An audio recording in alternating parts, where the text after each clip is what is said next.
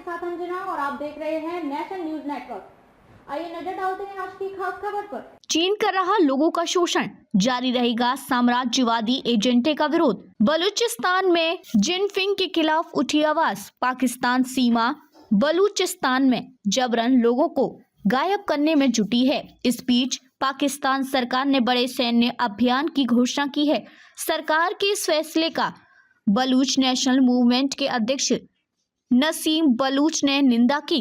उन्होंने बलूचिस्तान के स्वतंत्रता संघर्ष में पाकिस्तान और चीन की भूमिका के खिलाफ वैश्विक कार्रवाई की अपील की।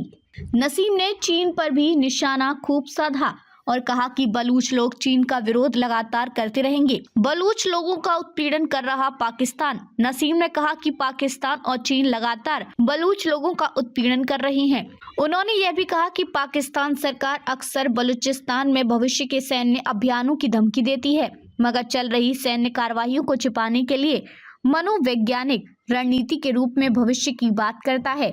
इन बयानों का उद्देश्य बलूचिस्तान में पाकिस्तान के अत्याचारों से ध्यान हटाना है, ताकि यह कहा जा सके कि पाकिस्तान अभी बलूचिस्तान में सक्रिय रूप से शामिल नहीं है। नसीम ने कहा कि यह रणनीति बलूच आबादी को डराने और उन्हें प्रभावित करने वाले वास्तविक मुद्दों से ध्यान भटकाने का भी काम करती है।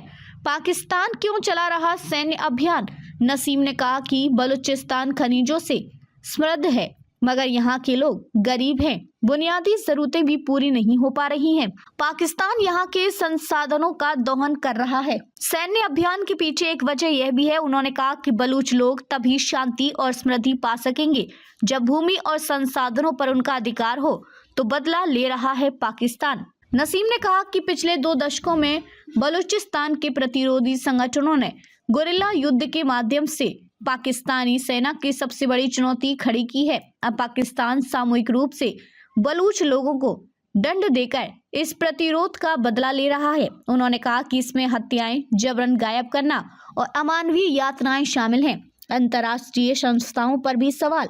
नसीम बलूच ने अंतर्राष्ट्रीय समुदाय के बलूच लोगों के आत्मनिर्णय के अधिकार को मान्यता देने और बलूचिस्तान में चल रहे मानवाधिकार उल्लंघनों के खिलाफ कार्रवाई करने की अपील की। उन्होंने कहा कि इस मुद्दे पर अंतर्राष्ट्रीय संस्थाओं की चुप्पी नरसंहार में मिलीभगत के बराबर है। चीन को भी घेरा।